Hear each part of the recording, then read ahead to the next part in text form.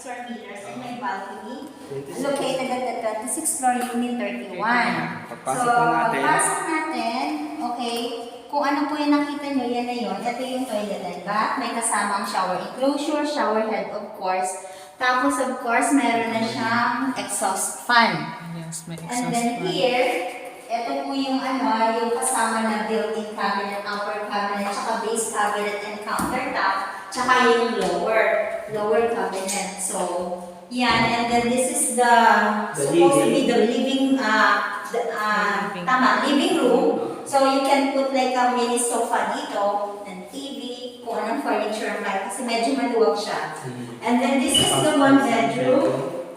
Okay, so you have your single modular cabinet na kasama, plus of course the balcony wherein you can put a coffee table here. Yes. Wow. And coffee table. Siyempre, ang magiging view mo, Makati, then BGC on the right side, Makati on your left side. So, ang maganda dito sa gabi is mas ma-appreciate mo yung view kasi puro ilaw yan.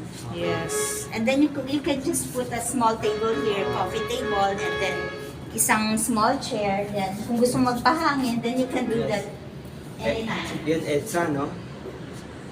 That's on the other side, sir. EDSA na yun. That's Sa kabilang EDSA. side. Yung may metro line. So this Yeah. is BGC, So, papuntang this BGC. is Capitolio area, residential, Capitolio. So, ito yung magiging view mo pagka dito ang inityaran mo. Yes. Yes, sige. Okay na, sir. I'll sign the contract na. Okay, sir. Magkano mo ba ang rental dito? 35,000, sir, ang ating Okay. rental fee. Then, ang requirement, 2 months advance, 2 months deposit, or 2 months deposit, 1 month advance, and then complete PDC tayo mo 1 year. Okay? Okay. Bye-bye.